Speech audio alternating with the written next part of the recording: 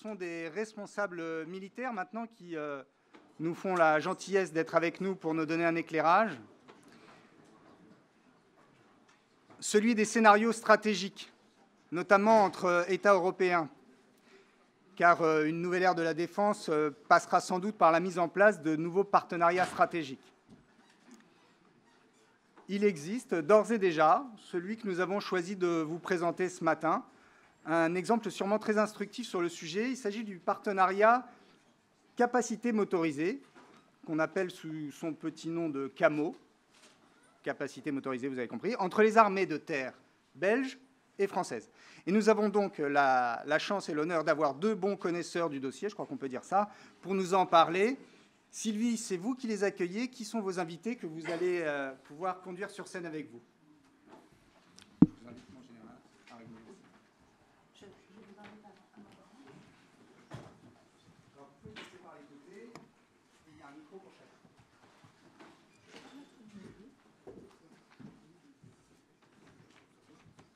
Et alors là, il n'y a même pas le choix, voilà, c'est ça. Oui, bonjour. Ok, donc je vais présenter. Est-ce que ça marche? Vous m'entendez? Oui. Bonjour, merci de nous avoir rejoints.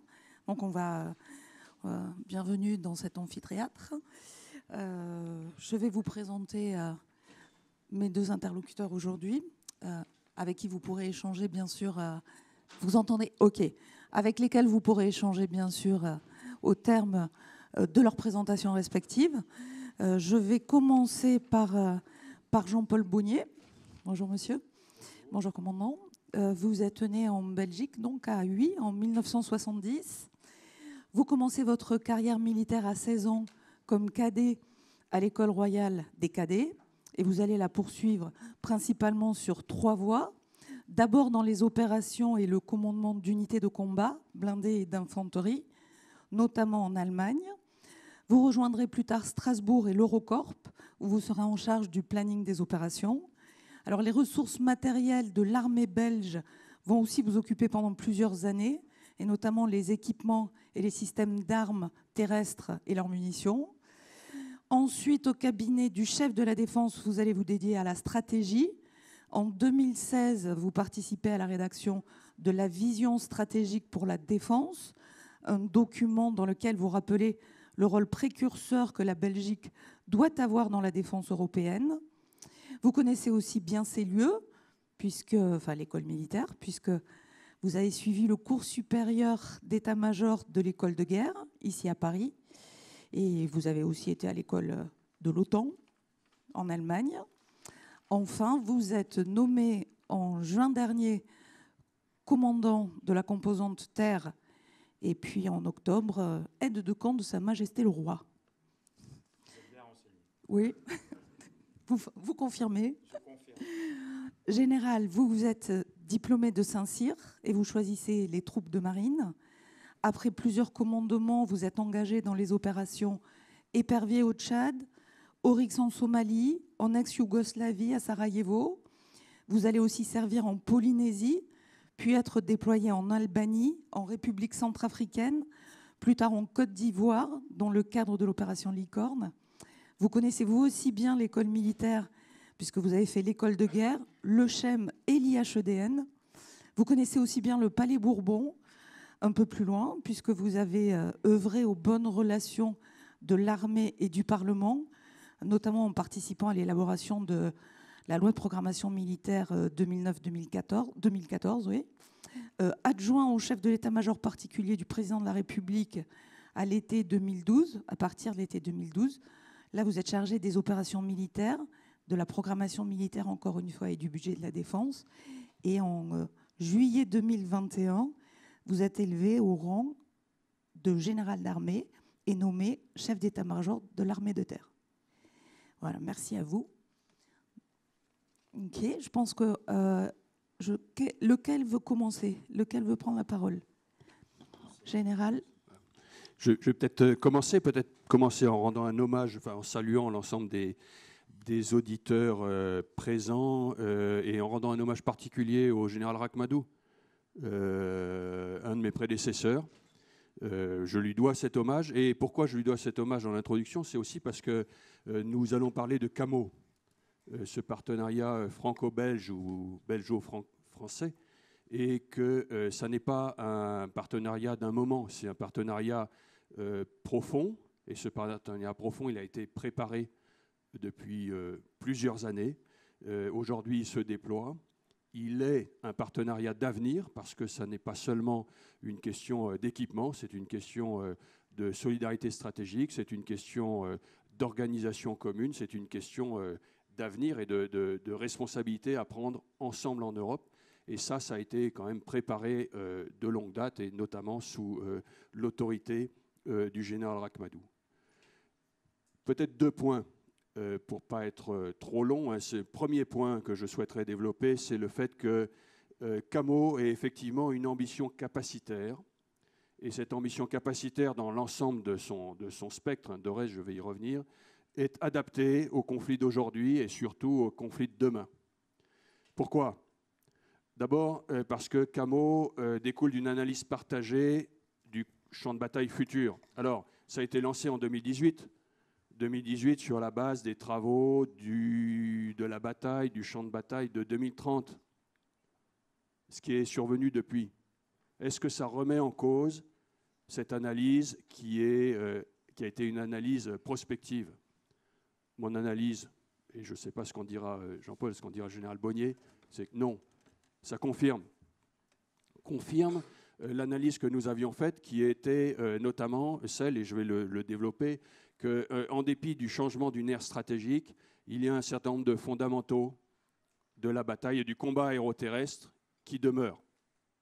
Et finalement, c'est ce que nous voyons, et il est de notre responsabilité de regarder les champs de bataille et les combats d'aujourd'hui, mais ce que nous voyons, c'est exactement cette permanence d'un certain nombre de facteurs que je pourrais qualifier de rustiques, presque d'archaïques, de combats durs, et le besoin de saisir les opportunités de la modernisation. Eh bien, Scorpion, cette démarche avait été exactement sur ce segment, et donc l'analyse partagée des enjeux Scorpion, qui est au cœur de ce processus CAMO, même si elle date 5 ans, ce n'est pas si long pour des programmes d'armement, mais compte tenu de la vitesse des évolutions du monde, ça reste valable.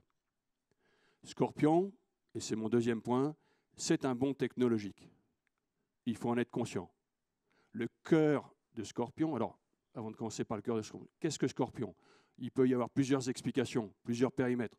Stricto sensu, c'est un programme, avec les limites de ce programme. Mais en fait, c'est un esprit et un mouvement. Et concrètement, pour l'armée de terre française, et donc probablement pour la composante terre belge, c'est le renouvellement des équipements militaires de l'armée de terre de la décennie 2020-2030. Quel est le cœur? Le cœur, c'est la connectivité.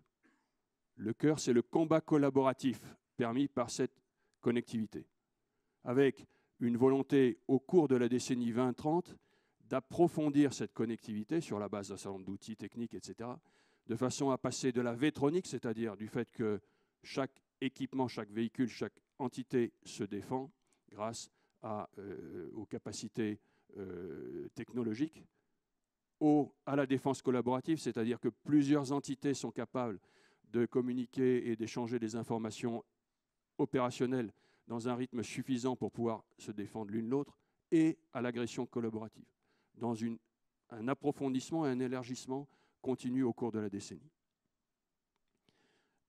Les blindés médians, il se trouve que l'armée de terre française avait besoin de changer, enfin de passer à une nouvelle génération de ces équipements, au sens là, pour le coup, tout ce qu'il y a de plus métallique et roux, de son segment médian au cours de cette décennie. Donc, il se trouve que les véhicules médians, Griffon, Jaguar, Serval, sont nativement construits pour ce monde Scorpion. Mais les autres sont rattachés à ce mouvement. Et donc, ce bond technologique de Scorpion, qui encore une fois est confirmé dans son application, est valable, et c'est une des raisons de la pertinence du déploiement CAMO. Mais ce déploiement CAMO et Scorpion qui est sous-jacent, ça dépasse largement la question des équipements. C'est une vraie ambition capacitaire, et vous savez que en France, on a un sigle, DORES, au sens de la doctrine, des organisations, des ressources humaines, des équipements et de leur soutien qui représentent la capacité. Ça n'est pas seulement les équipements. Et donc il y a une forme de transformation capacitaire de l'armée de terre derrière cette démarche. Et il se trouve que dans notre collaboration avec l'armée belge, la composante terrestre belge, eh bien, la composante terrestre belge fait elle aussi, à ce moment, dans cette démarche CAMO, une transformation capacitaire profonde. Première idée que je voulais développer, CAMO, une ambition capacitaire, elle est adaptée au conflit d'aujourd'hui et de demain autour du cœur Scorpion. Mais CAMO, deuxième idée, est un partenariat franco-belge à maturité qui est un modèle pour une coopération stratégique qui doit faire tache d'huile sur le continent. C'est un partenariat équilibré. Bien sûr, il y a une nation ou une armée de terre qui est en volume plus importante que l'autre. Bien sûr que nous avons une base technologique, industrielle et technologique de défense qui est plus volumineuse en France. Bien sûr que finalement, nous avions tracé une voie française vers ce Scorpion et que finalement, nous avons été rejoints par la composante terrestre belge. Mais il est primordial, pour des raisons opérationnelles, comme pour des raisons politiques, comme pour des raisons stratégiques, que ce partenariat soit équilibré. Et ce que je dis là n'est pas simplement une ambition, c'est une réalité que nous faisons vivre. C'est donc les instances de gouvernance de CODIR me semblent en être la bonne illustration, mais Jean-Paul, je te laisserai éventuellement contredire ou pas dans ce domaine-là, qu'une forme de retour, ou plus exactement de coopération croisée est absolument indispensable, y compris sur le plan de la structuration industrielle, et nous devons y veiller. Ce partenariat, que j'ai décrit comme capacitaire, il est exemplaire, il est appelé à se développer parce qu'il est aussi opérationnel. Parce que nous avions ce projet commun CAMO capacitaire, nous avons eu des déclinaisons opérationnelles communes. Lorsque la France, qui était d'alerte de premier rang dans l'OTAN, ce qu'on appelle VJTF, au moment de l'invasion russe en Ukraine, a déployé en une semaine un bataillon en Roumanie, la composante terre belge était avec nous et a inclus immédiatement une compagnie dans ce bataillon français. Est-ce que c'était une compagnie CAMO? Non, c'était une compagnie belge du moment. Mais ce mouvement capacitaire CAMO que nous conduisons, il a des effets opérationnels. Ça, c'est sur le passé. Et en fait, il a des effets opérationnels futurs sans forcément engager nos deux pays sur le plan politique. Actuellement, l'OTAN mène une réforme très importante de son modèle de force. Dans ce modèle de force, les nations ont annoncé un certain nombre de contributions. Nous construisons actuellement une réponse qui sera franco-belge, au sens où nous allons proposer à l'OTAN un certain nombre d'unités opérationnelles, et certaines de ces unités opérationnelles seront des unités franco-belges. Là encore, ça n'est pas parce que CAMO, mais c'est l'accompagnement et la traduction de cette affaire. Cet esprit CAMO opérationnel se diffuse. Et parce que nous l'avons fait sur le Scorpion, nous sommes en train de l'évaluer et de l'envisager sur la robotique, c'est-à-dire Vulcain, sur l'appui artillerie, c'est-à-dire César. Les Belges, les Luxembourgeois sont en train de nous rejoindre. On va probablement essayer de faire des coopérations CAMO-like, même si elles sont CAMO-light, on parle en français aujourd'hui, avec peut-être d'autres nations ou sur d'autres segments. Et finalement, et je conclus là-dessus, encore une fois, un mouvement qui a été un mouvement rationnellement pensé sur un axe plutôt équipement, finalement, se traduit par un rapprochement ou concrétise, mais peut-être que ce rapprochement était préexistant en fait, par une forme de solidarité stratégique entre deux pays qui vont bien plus loin, deux armées de terre qui vont donc bien plus loin que la seule coopération capacitaire, pour travailler ensemble, et c'est moteur d'une forme de solidarité stratégique. Ce couple, ce programme, me semble devoir être exemplaire et surtout inspirant pour une forme de solidarité stratégique en Europe au moment où, malheureusement, la guerre est revenue sur notre continent et que nous nous mettons à penser encore plus qu'au préalable sur pour de vrai. Pour de vrai, que devons-nous faire? Et Camo me semble être une des réponses porteuses, statiques, mais aussi dynamiques, porteuses de dynamisme et de rapprochement pour le futur. Voilà ce que je souhaitais dire de ma perception de Camo, peut-être avant de vous laisser la parole, mon général. Voilà, bonjour à tous. Est-ce que vous m'entendez? Oui, sinon je suis à la gueulante, hein, c'est bon aussi. Tout d'abord, je voudrais rendre hommage au général Rachmadou. Mon général, vous ne me connaissez pas, mais moi je vous connais très bien. Vous étiez commandant du 1er SPAI. Vous étiez affilié, je dirais en termes actuels, avec le 4e chasseur à cheval belge. Je vous ai accueilli dans le fin fond de l'Allemagne, à Altenrath. J'étais lieutenant impertinent.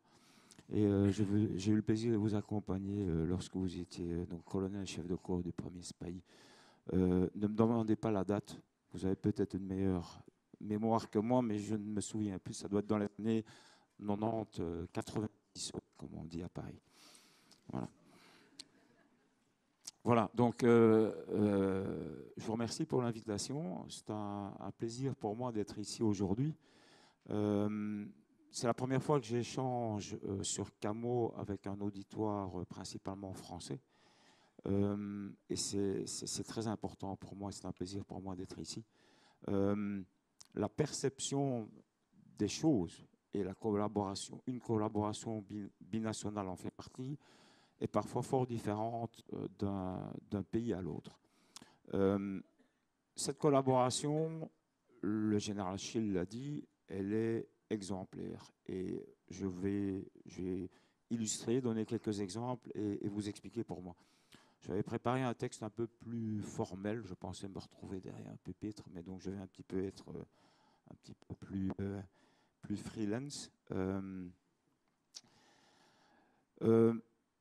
Comme le général Schill l'a dit, tout d'abord, ça ne concerne pas uniquement qu'un problème de matériel, ça va beaucoup plus loin. La collaboration Camo concerne beaucoup d'autres lignes de développement, que ce soit la doctrine, l'organisation des unités, que ce soit l'entraînement, que ce soit la formation du personnel.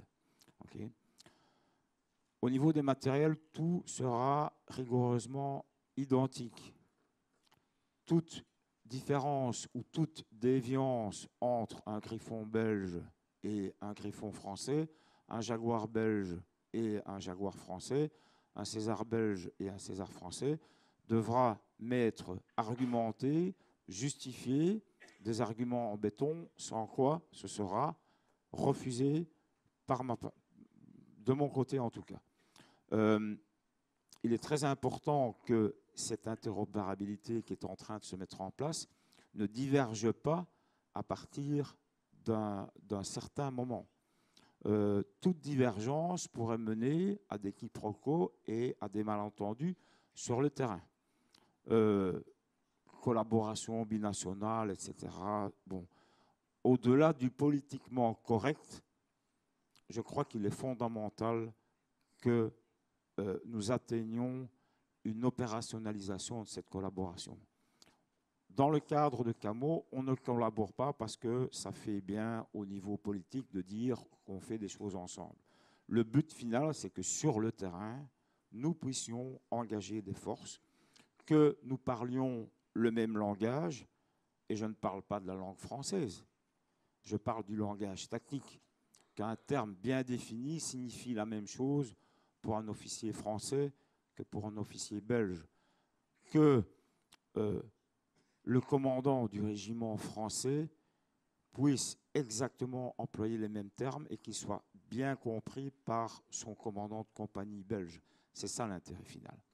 Et donc c'est pour ça qu'on doit aller beaucoup plus loin qu'un matériel identique. Il faut que les formations soient identiques, il faut que l'entraînement soit identique, il faut que la structure, l'équipement des unités et des sous-unités soit identique. Et c'est seulement à partir de ce moment-là qu'on va pouvoir parler de collaboration opérationnelle sur le terrain. Et c'est ce vers quoi nous allons clairement dans le cadre de Camo. Je remercie Pierre pour l'accueil de nombreux stagiaires et élèves dans les différentes écoles d'application françaises. Par exemple, au niveau artillerie, ce n'est pas un secret d'État si je vous dis que l'artillerie belge, pour l'instant, est dans un état de délabrement assez avancé. En clair, nous avons du 105 tracté, nous avons du mortier de 120, ça s'arrête là. Nous avons acquis des Césars, nous allons les recevoir à partir de 27. Il s'agit de sauter 3 révolutions industrielles d'un coup et d'augmenter, d'avoir une remontée en puissance de notre artillerie. Cette remontée en puissance ne peut être faite que grâce à l'école d'application de l'artillerie française et grâce à ce que le général Schill fait pour moi en termes de formation et en termes de leadership pour mes artilleurs. Donc voilà, plusieurs lignes de développement, c'est absolument fondamental. Beaucoup plus qu'une question de matériel.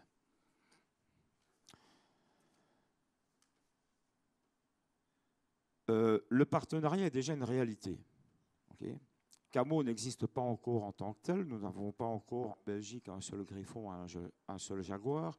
Mais ce partenariat, il existe déjà grâce à notre déploiement commun en Roumanie. Okay. Donc, au-delà de ce que nous faisons en envoyant des insérés, donc il y a à peu près une trentaine d'officiers et sous-officiers insérés dans les structures d'état-major et les écoles d'application de l'armée de terre française. L'armée de terre française va augmenter son nombre d'insérés dans les structures et les unités opérationnelles belges dès l'année prochaine. Ben, nous avons pour l'instant un engagement commun en Roumanie. Ce fut un peu le hasard. Hein. Nous étions en fait d'alerte VGTF autant ensemble, mais le hasard a bien fait les choses. En attendant Scorpion Camo, nous avons essayé de nous parler via radio. Nous avons essayé d'échanger des données. Okay. Alors le Gaulois est râleur des deux côtés de la frontière, mais le Gaulois est débrouillard. Donc, on s'est retrouvé avec des radios belges qui étaient attachées, scotchées, TP, vous employez n'importe quel mot, français ou anglais, dans des véhicules, dans des postes de commandement français, et l'inverse. Il y a eu des radios françaises qui ont été installées dans des véhicules belges. Ça relevait plus du système D, mais ça fonctionne. Okay. Chatham House Rule, ça ne fonctionne pas. J'ai aussi d'autres détachements déployés sur le front de l'Est avec d'autres nations, ne sont pas nécessairement enclines à faire ce genre de choses. Donc, nous sommes, pour la première fois en tout cas au niveau belge, allés plus loin que des techniques qui remontent à la Deuxième Guerre mondiale, c'est-à-dire l'échange d'officiers de liaison. Okay. Nous avons commencé à nous parler sur base du système D. Ensuite, nous avons développé certaines choses en Roumanie, donc des passerelles. Nous avons développé des passerelles qui font que maintenant, on peut échanger des données de manière automatique et on peut se parler en phonie aussi, comme si nous étions de la même nation. Ceci n'est pas parfait, c'est clair. Camo sera clairement une étape plus loin. Il y a toujours une nécessité de recopiage de certaines données avec toutes les erreurs humaines qui peuvent s'en suivre. Mais nous sommes déjà une étape plus loin dans le cadre de la Roumanie. Et ça m'amène en fait à dire que au-delà des matériels, au-delà des lignes de développement, il y a aussi une volonté de tous, le soldat, mais aussi des chefs. Vouloir collaborer et avoir une vraie valeur ajoutée dans cette collaboration sur le terrain, c'est une volonté des chefs. Si l'armée de terre française n'accueillait pas des militaires belges dans ses écoles d'application, si nous n'étions pas déployés ensemble et si nous ne cherchions pas des solutions pour pouvoir nous parler, la collaboration resterait morte. Okay. Donc, nous sommes en train de créer aussi une communauté de culture qui va plus loin que la volonté de travailler ensemble. Nous sommes en train de nous comprendre et cette communauté de culture, elle est voulue par les chefs et elle est très importante. Okay? Et c'est là qu'est la valeur ajoutée, sur le terrain, se comprendre. On a beau avoir les mêmes procédures, si on ne travaille pas ensemble et si on ne se comprend pas, ça ne fonctionne pas. Okay? Et je ne peux constater au jour le jour que cette communauté de culture marche très bien entre la composante terre belge et l'armée de terre française. Entre parenthèses, je déteste le mot composante. En termes OTAN, c'est en fait le commandant d'une composante, c'est celui qui dirige la partie terre d'une opération interarmée. Je ne dirige pas d'opération. Okay? Donc si vous dites armée de terre française, ou belge, pardon, ou force terrestre belge, je ne vous en voudrais certainement pas. Au contraire, vous apportez de l'eau à mon moulin. Donc à l'occasion, si vous voyez un parlementaire ou un politicien belge, n'hésitez pas à lui poser la question pourquoi ça s'appelle composante terre. Il n'y a aucune logique là-dedans. Ceci m'éloigne un petit peu du sujet. Voilà, donc débrouillardise au niveau inférieur et volontarisme au niveau supérieur, je pense que c'est également très important. Je voudrais quand même revenir quelques instants sur les SIC, les systèmes d'information et de communication. Sincèrement, je suis persuadé que si nous perdons la prochaine guerre, c'est à cause des SIC. Je crois que tout pays européen, quel qu'il soit, a bien compris qu'une guerre de grande envergure ne sera jamais plus menée en national, mais en coalition. Je constate que les armées aériennes et les marines sont capables de mettre des avions en l'air de n'importe quelle nationalité et tout le monde se parle. Et je constate tous les jours qu'on est incapable de le faire au niveau terrestre. Okay? Je pense que nous avons quand même un réel problème en matière de SIC. Ceci est complété par notre administration, hein, des deux côtés de la frontière, qui nous pose des problèmes en matière de cryptographie et de sécurisation des données. Okay? CAMO est basé sur un traité. La France considère CAMO comme un traité international, l'accord intergouvernemental sur la mobilité militaire terrestre. Okay? Malgré que ce soit un traité international, nous avons quand même certaines difficultés à faire passer le message que nous devons nous parler. Okay? Et ceci n'est pas incompatible avec la souveraineté nationale et la sécurisation des données nationales. Okay? Nous, Belges, nous n'avons aucun problème à ce qu'il y ait une particularité France, États-Unis, Grande-Bretagne. Donc, en clair, sur le terrain, nous savons qu'au bas échelon, nous pouvons être écoutés. Nous savons qu'à un moment donné, si ça n'est pas nécessaire ou si c'est jugé nécessaire par une autre nation, l'autre nation peut s'arranger pour que l'on n'entende pas. Okay. Mais ça ne doit pas nous empêcher, la plupart du temps, de pouvoir nous parler. Okay. Clés cryptographiques, etc., etc. Ça n'est pas incompatible avec la souveraineté nationale. Tant que nous n'aurons pas ça, nous serons incapables de mener une guerre terrestre coordonnée, correcte, efficace et efficiente. Okay. Problème industriel aussi. Je constate en fait que les moyens de communication terrestre ne sont pas conçus ni développés à la base pour être interopérables.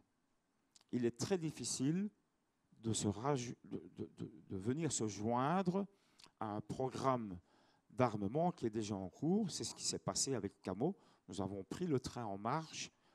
La France nous a accueillis, mais nous avons des problèmes parce qu'à la base, les SIC ne sont pas conçus pour pouvoir travailler en multinationale ou en coalition. Je pense sincèrement qu'il faudrait atteindre, au niveau français, un système comme le Link 16 que nous connaissons pour les armées aériennes. Okay? Le Link 16, c'est beaucoup plus qu'un protocole d'échange de données. C'est un service qui, ici, en l'occurrence, les États-Unis offrent à leurs partenaires. Ça, c'est ma vision des choses pour les SIC terrestres. Je pense que la France devrait développer un service d'échange de données qui serait mis à disposition de tous les pays qui souhaiteraient participer à une collaboration binationale ou multinationale avec la France comme leader. Le Luxembourg va bientôt nous rejoindre. Le Luxembourg va acheter des Jaguars, des Griffons, peut-être des Serval. Ben, on va faire un bataillon binational Luxembourg-Belgique. Okay. Dans le cadre de CAMO, presque l'entièreté de l'armée de terre belge est en collaboration avec l'armée de terre française. Il serait quand même question que le Luxembourg puisse également parler avec les Belges et les Français. Okay. Je pense que ça va être le cas. Je suis certain que grâce à CAMO, à terme, ça va être le cas. Mais à terme, ça va demander énormément de développement technique et d'adaptation technique pour qu'on puisse échanger tous les types de données. Et c'est ça le gros avantage au niveau technique. Au niveau belge, nous avons toujours vendu qu'au niveau politique, nous allions avec la France parce que, au bout du compte, il y aura un combat collaboratif info-valorisé. Okay. Le but, c'est plug and flight. De nouveau en bon français, je suis désolé. Le commandant de compagnie belge, il arrive avec sa compagnie aux ordres d'un régiment français. Mon colonel, voilà, je suis le capitaine un tel. Et une demi-heure après, tout le monde se parle avec tout le monde et on est capable de mener des opérations. C'est ça le but final. Okay. Je pense qu'on y arrivera dans CAMO. Je pense qu'on y arrivera avec les Luxembourgeois. Mais à ma connaissance, il n'y a aucune autre nation de l'OTAN, point de vue terrestre, je parle, qui est capable de le faire. Okay. Tout le monde en parle, la France et la Belgique vont le faire. Okay. Et en attendant, il va quand même falloir pas mal de développement. En général, je parle de trop? Non, c'est passionnant, mais comme vous étiez en train de proposer que tout le monde parle avec tout le monde, je vous propose que vous parliez avec la salle. D'accord, parfait. Qu'est-ce que vous en pensez? Non, Général, il y a quelque chose que vous voulez ajouter ou il y a quelque chose, j'ai vu que vous preniez des notes qui vous ont fait réagir? Je vais peut-être juste rajouter une phrase. Donc, la collaboration actuellement avec l'armée de terre française, elle est exemplaire. Okay. Je pense que dans 4-5 ans, nous aurons le partenariat le plus poussé au sein de l'OTAN en matière terrestre. Mais j'appelle de tous mes voeux un alignement et une ouverture dans la conception des matériels en général et des SIC en particulier. Voilà, merci. Merci. Merci. Donc, alors, des questions? Oui, pardon. Un monsieur qui a déjà le micro devant. Can I switch to English? Is it okay for you generals?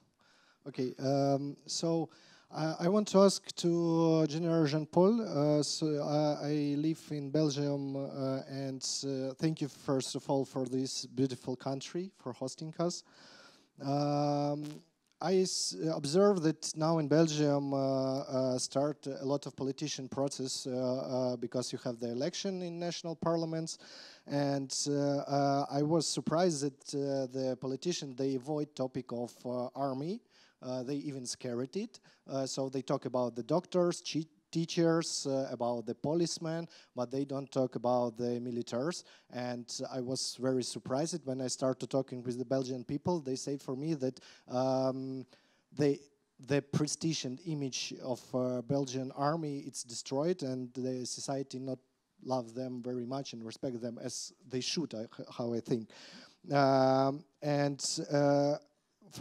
First question is about how we can to change this in Belgian society, and second one is where the Belgium on these checkboards of NATO, because first of all the NATO headquarters based in Brussels, all EU institution headquarters based in Brussels. Putin named this as a term decision-making centers, and he ready to destroy these centers if it needs. So where the Belgium in these checkboards and what to do with huge NATO skepticism opinion in society of Belgium, because many immigrants... Okay, I think we've got it. Thank you. Yeah, can you... I'm Vice President of ISBL Promote Ukraine, based in Brussels. Okay, fine. Your assessment is correct, very correct. For the time being, as we speak, there is less sense of urgency at Belgian political level than in other NATO countries, for sure. You are right. How can we change that? This is a very good question. This is, I think, my job and the job of the other Belgian generals. But this is a long-term engagement. We have to engage the political world in Belgium in order to explain again and again that there is a problem. We have a problem in the east, we have a problem in the southeast, and we have a problem in the south. And therefore, we need some dissuasion, and we need a strong armed forces, for sure. Okay, it takes time. We do that, but it takes time. And it's an historical heritage. More than that, I cannot explain. It has always been the case since the end of the Second World War. Lack of urgency, lack of political awareness about the threat, the external threat, for sure. What was your second question about the NATO headquarters? Yeah. Yes. Yes, yes. So in terms of GDP, you know this level of 2% GDP imposed or will by NATO. We are the worst. For sure. Okay, we worked on it. We have no. We received twice a lot of investment budget. Problem is working budget. So stockpiling of ammunition, for example, still remain a problem. Okay, we have to address that in the next programmation law about defense. We work on that. Okay, so for sure, once we will have a new government, so in 25, because the election will take place this year, and we need almost 12 months to have a government. And then when we will have a new government, we will have to work on the working budget. This is my major concerns. Okay, and so we engage, the Belgian generals, we engage, and we talk to the political world in order to explain that. Okay, Prime Minister, and this is my last statement, stated during the last NATO summit that we will reach 2% GDP. Formal statement. Problem is when? 2035. Okay, this is too far away in the time. We will try to reach this 2% as soon as possible. Merci. Thank you. Vous vous présentez, monsieur, s'il vous plaît. Merci. Je m'appelle M. Awad, je suis l'ambassadeur de l'Union africaine auprès de l'Union européenne. Je voudrais d'abord tout remercier les généraux pour cette belle présentation. Je voudrais aussi, par rapport aux défis qu'ils ont évoqués sur la projection des troupes terrestres, je pense que ces défis concernent également aussi les troupes africaines. Vous avez également servi en Afrique, surtout au Tchad, qui est mon pays. Et on éprouve des difficultés pour avoir des communications et les renseignements sur la projection des troupes au sol. C'est ça le plus important aujourd'hui en matière de lutte contre le terrorisme et également aussi les bandes de trafic de drogue également. Qu'est-ce qu'au niveau du CAMO, entre la Belgique, où j'étais ambassadeur également là-bas, et que je connais bien la défense, qu'est-ce que vous êtes en train de faire en termes d'efficacité, en termes de déploiement, par exemple, des matériels, des renseignements, des communications, pour qu'au niveau de l'OTAN d'abord, et l'étendre également aussi dans le cadre de la coopération africaine, surtout avec la mise en place des forces africaines en attente. Merci beaucoup.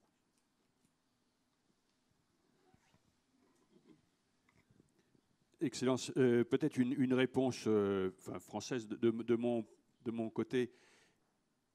Nous sommes en train de connaître un changement d'air stratégique. Ce changement d'air stratégique, pour nous qui sommes des nations européennes, nous dit que le danger mortel, peut-être pas le plus probable, c'est celui d'un combat majeur. Donc, c'est ça qui toise notre défense. Nous devons nous préparer à cette échéance-là, à ce type d'engagement. Est-ce que ça veut dire que les autres types d'engagements sont disqualifiés? Non. Les engagements que nous avons menés au cours des 30 dernières années, etc., vont demeurer, c'est clair. Question de prévention, d'influence, finalement un peu plus loin que le territoire européen. Et puis, on a en tant que nation une responsabilité fondamentale sur notre territoire national de défense, de protection, mais aussi d'esprit de défense. Les outils, ce à quoi nous devons veiller, et c'est que les outils que nous développons pour l'hypothèse d'un engagement majeur, évidemment, puissent servir aussi dans les autres dimensions. Et ce n'est pas un hasard si finalement ce CAMO se situe sur le segment qu'on appelle blindé léger. Il y a beaucoup d'étrangers ici, mais voilà, moi je pense que la France est un grand pays, qu'on a fait des bons choix, etc. Et notamment, on a cette chance et cette intelligence de ce segment blindé léger, qui est un peu à la croisée, qui est un peu polyvalent, qui est à la fois agile et puissant. Pourquoi on continue à le développer alors qu'une lecture très rapide ou immédiate de la Grande Guerre majeure sur le territoire européen pourrait mettre l'accent très très fort sur des capacités beaucoup plus puissantes, blindées, mécanisées. Mais c'est peut-être parce que justement, cette polyvalence, il faut qu'on la garde. Et donc, les outils que nous sommes en train de développer au niveau tactique, c'est ce qu'on vient d'évoquer sur CAMO, mais comme l'environnement, les questions de renseignement que vous évoquiez, etc., notre responsabilité, ma responsabilité en tant que chef d'état-major de l'armée de terre, c'est de veiller à ce que ces capacités restent polyvalentes et permettent aussi la projection.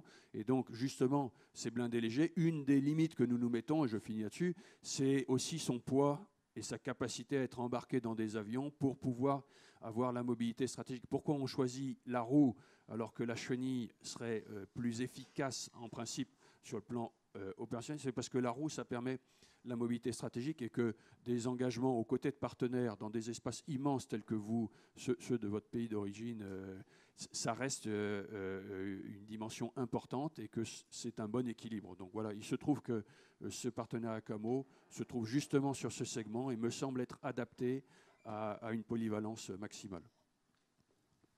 Merci. Peut-être la dernière question. Monsieur là-bas. Mes généraux, merci beaucoup pour votre exposé. Éloi Delors, étudiant à HEC Paris. Vous avez, dans votre exposé, appelé de vos voeux potentiellement d'autres projets CAMO-like avec d'autres pays. Je voulais revenir sur la proximité culturelle et l'avantage linguistique que présente un partenariat entre la France et la Belgique et sur les possibilités d'élargissement de partenariat avec des pays sans cette capacité peut-être de communiquer dans une même langue et avec moins de proximité culturelle.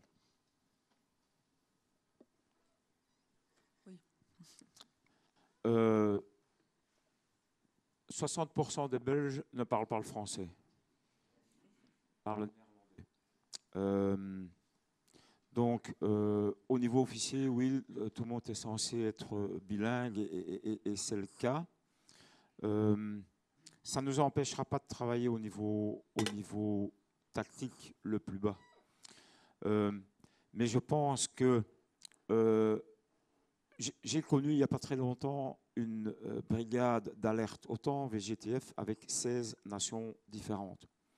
Un peloton lituanien dans une compagnie allemande dans un bataillon espagnol. Ça ne marche pas donc. Et pas uniquement par un problème de radio, mais parce que les gens ne parlent pas leur même langue. Je crois qu'il faut quand même revenir à des formations nationales de plus haut niveau. le niveau minimum pour des gens qui ne parlent pas la même langue, ça me semble, le régiment, le bataillon et encore peut-être la brigade. Mais ce qui est important, parce qu'il y a beaucoup de choses qui ne se font pas en phonie, mais en échange de données, c'est que donc cet échange de données soit effectivement possible entre les différentes radios des différents pays. C'est surtout ça qui est important, je pense.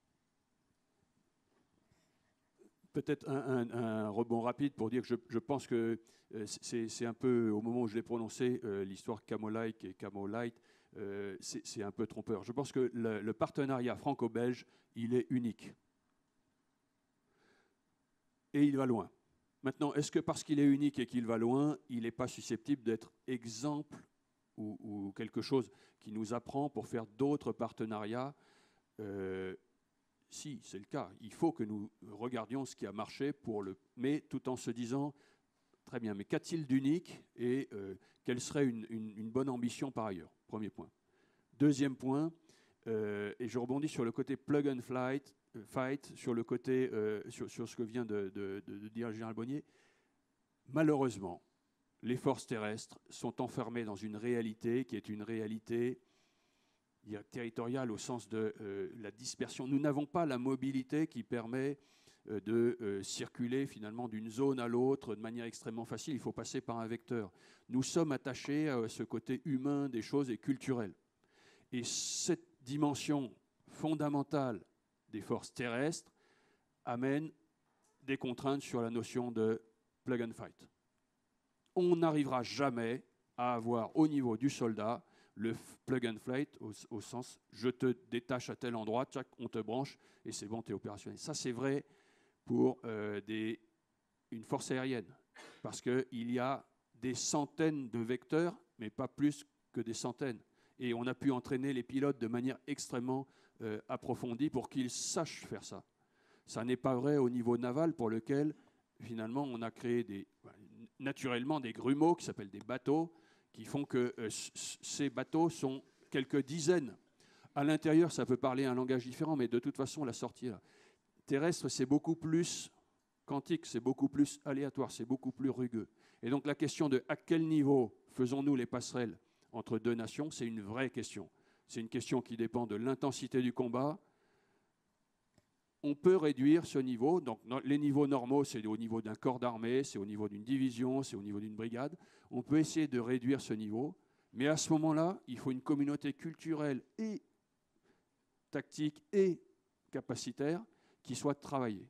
Donc, le camo exemplaire, attention à la limite parce qu'il est unique, mais nous, ce qu'on veut, parce qu'on a décidé qu'on allait loin et qu'on allait pour longtemps ensemble, on veut pouvoir faire du raccrochement immédiat, et on va payer pour ça, à des niveaux bien plus bas qu'on ne le ferait avec n'importe quelle autre nation. C'est ça la façon dont je vois la réponse à votre question sur ce sujet particulier, qui est un vrai sujet pour les forces terrestres.